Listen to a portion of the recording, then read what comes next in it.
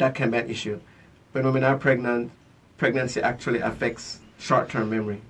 Wow. It really does. So they may start to forget things a lot. Wow. Pregnant women can sometimes be, and it's not, I mean, some people will jokingly talk about this. But PMS is a real thing, okay? Yes. And some women have these changes during the menstrual cycle where their moods change.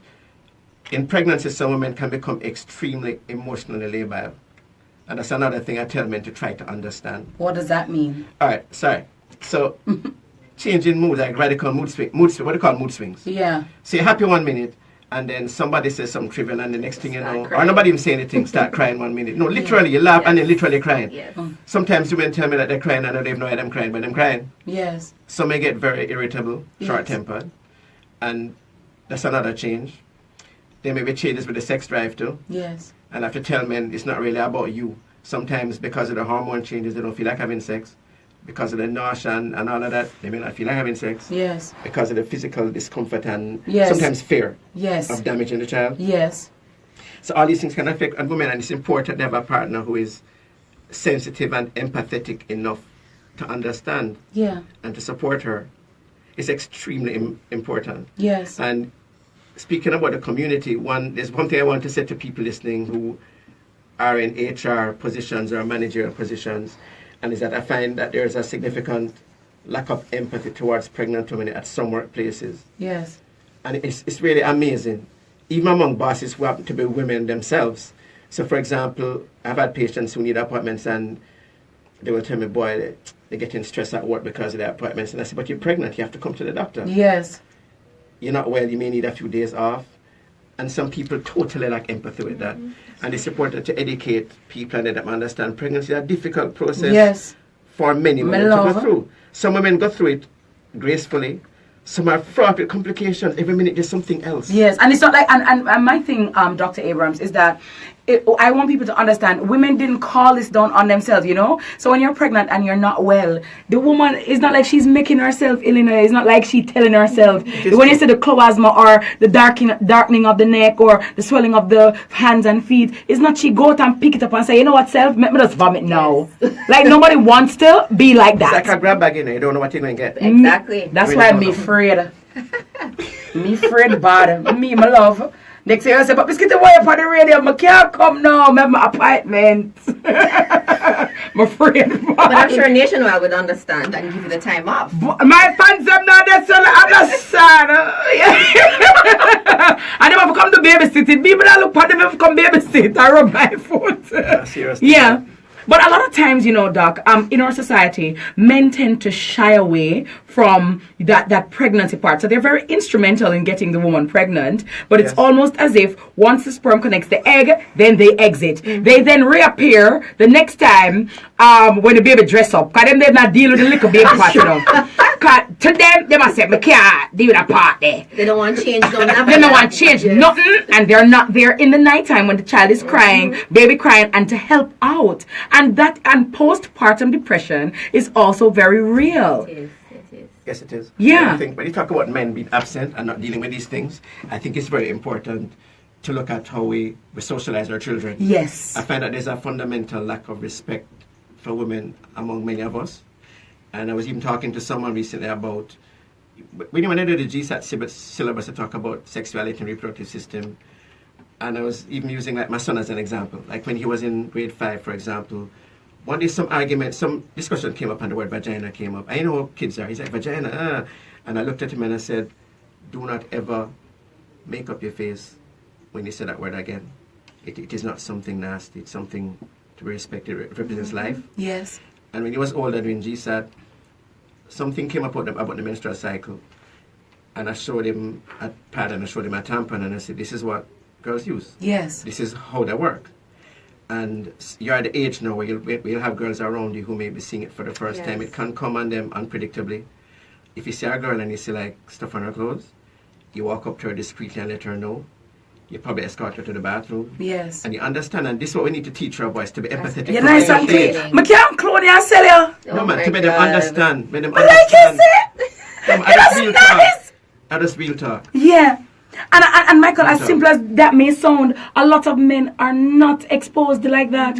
No, are they're not grown like that. All right. Do you know? Yeah. Do you know that in 2018, Marion, there are men who will not go to the supermarket or to the shop or whatever and buy sanitary napkin. They're not even touching it. They're having nothing to do with it at all. Cause bad man to buy a pass. Do you know what I tell people about periods? I want to tell you. A period like menstrual flow is not a nasty thing. It's not full of all kind of nasty bacteria like what people think. And I tell people that lining of the uterus that is shed, had a woman become pregnant, that lining would be nurturing a baby. Yes. So we all were surrounded by stuff that would have become period. Yes. So it is not a nasty thing. Yes. It is not something to be scorned. No, and also, Michael, I've also said to some men who scorn it, but your mommy see it. You know what I mean? When you were growing up, your mom saw it. Yeah, and so you don't want me to cook for you. Or some men are of that, don't want enough to cook. But your mother used to cook for you. And you never did. She cooks stew peas for you, she cooks everything for you, and you didn't consider your mommy as nasty, and your mom is a woman. So if you don't consider your mom or your grandmother or your aunt dirty, why are you considering your woman as dirty? For those who are listening who scorn women and period stuff, this is some real talk. If you don't want your woman to cook for you when she's in her period, you might as well not make her cook for you at all. Because when you go to the bathroom to defecate, yes, you have to clean yourself after. And what comes out in that is nasty than what is in the blood. Yes. No, this is real talk again. So if you're gonna be scornful for that, then there's nobody eat for no woman then. Or any human. Yeah, just pick a mango. Yeah, pick mango off a tree and eat it. Yeah. I gotta tell you, we have Dr. Michael Abrams right here giving us some real talk. Dr. Simone Spence, public health specialist, online talking to us about ProMac. And of course, Mrs. Marion Waysome McIntyre, project coordinator for ProMac. So talk to me. The family planning board. After the family planning board. Two is better than too many. Family planning board had that back in Waukee, Marion. Or not a box summer. You know. Or not even a box summer, Marion. Call me to talk on it. Everybody remembers that campaign. Yes, Eller. But I want you to know that campaign was so successful that now we have the average amount of children to a particular woman is 2.8 now. As a result of that campaign. Yes. So the focus now is on the dual method. There's this focus now where we're trying to get women to use both a condom and another method. Okay. So it serves two purposes. Condom to prevent HIV infection and other STIs. Yes. But of course, the other contraceptive method to prevent pregnancy. Gotcha. So that's what we're pushing everywhere. So dual method. Yes. A bunch of trainings are being done now. We're doing campaigns where we're teaching persons to use dual methods, prevent HIV, STIs, and prevent pregnancy. Nice. I like that. Dr. Abrams, in your practice, women who have that male support in terms of their partners, how well do they do? And when the father is there, the man is there, as you said, emotionally and physically, what impact does that have in terms of, even on the child, when the child is born? Tremendous psychological impact. The fact that you have that kind of support, it makes you feel more comfortable and less vulnerable. Yes. Because women can feel very vulnerable when they're pregnant. Partly because they really are vulnerable when they're pregnant. Yes. Pregnancy slows you down and it makes you more... After a while, for example, when when the belly starts to get big, the center of gravity changes, you're more likely to fall down. Wow. Sometimes in pregnancy, in the second... Alright, pregnancy is divided into 3 parts. Yes. We call them trimesters. Yes. So in the middle part of pregnancy, blood pressure drops. Say that again, Doc? In the middle part, the blood pressure tends to fall. So some women can have dizzy spells. A colleague of mine, when she was pregnant, I remember I was at university at the time, her pressure just fell while she was driving and she ended up hitting a light post. Wow. And she had an uncomplicated pregnancy, but her pressure just dropped at that time. She felt woozy. It wasn't a bad accident, but I'm just saying women are vulnerable. Yeah. Vulnerable when they are pregnant. Yes. And I think people need to understand that and be more empathetic. Right. So when we see a pregnant woman in like a line or in a place of business or on the bus or something, some people did, she lucky, she better stand up, she lucky. That's not the way to go. Because they say it. Marion, them said something. Yes, Marion, and they're telling the line. Send you I never trouble. You're lucky. You're lucky. And that's I'm telling you, Dr. Abrams, that's how a lot of times, because a lot of people don't understand the physiological change that pregnancy brings about. I think we just need a more loving and empathetic society overall. Yeah. But regarding pregnancy, I think we need to educate more about it. And I think they should start from kids who are young, your preteen. Yeah. And especially including boys, because we tend to focus on girls. Yes. Because girls get pregnant, but if it wasn't for boys, they wouldn't get pregnant in the first place. True. So they need to understand. It can be a difficult process. Yes. And that's why the family planning is important. And you had mentioned the importance of antenatal care. Yes. And some women out there listening may not understand what I mean by that. All right, well, let me take the break, Doc, and I'll be right back because I want to talk about prenatal and antenatal and, of course, why the fathers also need to be present for both. You know what I mean? Dr. Michael Abrams here with me, Dr. Simone Spence online, and Mrs. Marion Waysome McIntyre from the National Family Planning Board right here on Miss Kitty Live. As we're talking off air, Marion, about being mentally ready, talk to me about some of the mental and the psychological preparation that is necessary when persons are going to embark on pregnancy. Okay, well, as Dr. Abrams mentioned a while ago, pregnancy is a huge deal. Yes. So one of the things that we try to promote from the National Family Planning Board is that we want persons to really sit down and take family planning seriously. Yes. No, it's never say individual planning. Right. Family. Family planning. Yeah. No, we are in a culture now where we just have sex. Yes. Right? And we have sex whenever and with whomever Yeah. without giving much thought to what happens after. True. So we want women now to think long term. Yes. So instead of just the act itself, think about the repercussions of the act. Yes. Are you mentally prepared to have a child? Are you mentally prepared? Are you financially ready? Financially. Yeah. All the Come others. can't understand man ask about baby and a work. Or that drop in. Yes. Get a partner. Or pregnant drop in so you never employ. You know the job. You know kind of play slip. Me ig hey, you know me iggy for those niggas. You know I can't calico. You know I can't manage. You asking about pregnancy in a house. Where we gonna live? We're gonna live on a road, down a mall, down the seaside. Sir, don't make me this year. You hear me I tell you? Don't ask me nothing. Don't ask me nothing. Yeah, Marion, talk yeah.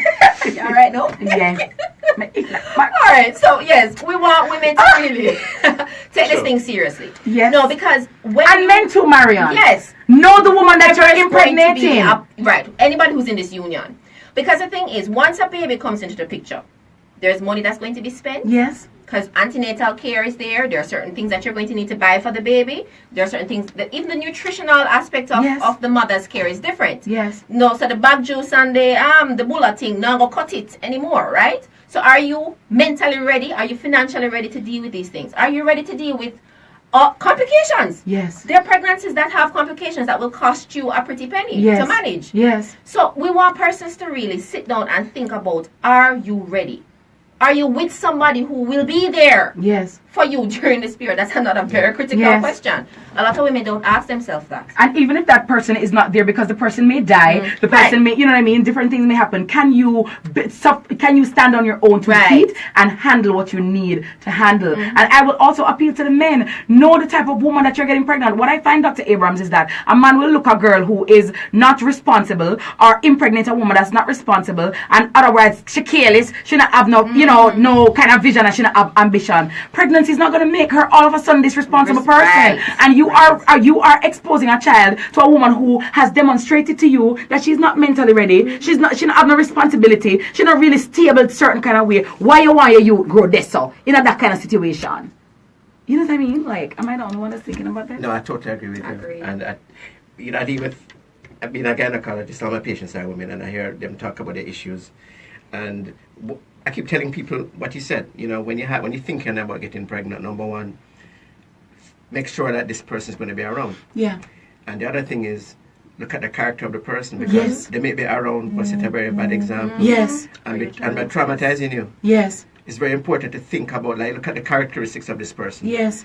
Because even if they're not around, sometimes the genes can be passed And down. me for tell you, Father God, it is real. No, it's a real thing. Yes. A real thing. Yes. And you're talking about preparation for pregnancy, and many people don't understand that it's very important to be in the best physical shape you can be before you get pregnant. Because, for example, if you're a diabetic Yes.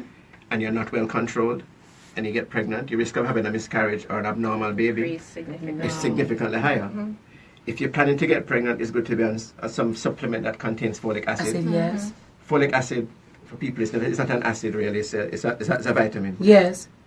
But women who take folic acid and they conceive or get pregnant while they're on it, they have a lower chance of having babies with spinal defects or autism. Okay. So you want to be fit, you want to be healthy. If you have hypertension, you want to be controlled. Yes. What's a prenatal and the antenatal care? Yeah, prenatal and antenatal, same thing. Pre and ante Yes. before. Yes. So before delivery. Yes. So you want to make, you want to make sure that you're healthy. Yes. Psychologically and physically, because it's another thing that surprises me about women sometimes. They may come and they're pregnant and they didn't plan to be pregnant. And I will say to them, well, why didn't you take some form of family planning? And they will say, well, I read about the side effects and I'm afraid. And I'll tell them, for those listening, if you take a contraceptive injection, Depo-Provera, take the contraceptive pill, put in an intrauterine device in the uterus. If you use all those methods of contraception simultaneously, which I wouldn't advise you to do, but if you even do that, your risk of death is way lower than getting pregnant. Wow. People understand that. Pregnancy is life and death. Hundreds of thousands of women die every year from pregnancy-related complications. So since I came in the studio, somebody somewhere in the world dead. Because they're pregnant and something go wrong. So you can get pregnant and you can end up with hemorrhage. Yes. High blood pressure, which can kill you. Wow. You can have clots in the veins that dislodge and go to your lungs and kill you. Sometimes the amniotic fluid that is around the baby into your bloodstream and you're dead. Or you have an unsafe abortion and you're dead. Or you have a pregnancy in your tube, it's ectopic and you're dead. So I'm just saying, it's important to understand that the risk of pregnancy risks are way. Yeah, the injection something, sir, Pio. You never walk with nothing. You know the IUD, Pio. You can come down to the no, planning board. I drive back home right now. Go back home office right now. I need another coverage. You know what I'm saying? and that is why antenatal care is very important. Because Yes. some women think, I tell women, that probably, I haven't done studies, but probably over 90% of women could have gone through pregnancy and never seen a doctor and just turn up and deliver and they'd be fine. But some of them, if they didn't go, they'd be dead. Yes. For example, I have a patient recently who has children. Some women might have children before, think they're veterans and they don't need to go for care. So she's going along in her pregnancy. I keep asking her to do her blood test. She doesn't do them. She's more than halfway into her pregnancy now. Her blood count is 6, okay? Wow. Your blood count is supposed to be at least 11 when you're pregnant. Mm-hmm. And I said to her, listen, if you suddenly go into preterm labor and hemorrhage, you can't die now, Wow. Okay, if your blood count is 11 and you bleed a lot and you drop down to 6, you Problems. should be okay. If you start off at 6 and drop the same way down to 1. Yeah. Wow. And That's it. yeah, right. So women need to understand. Another reason, for example, Yes. You may- Well, hold on one second because we're right up our nationwide time right now.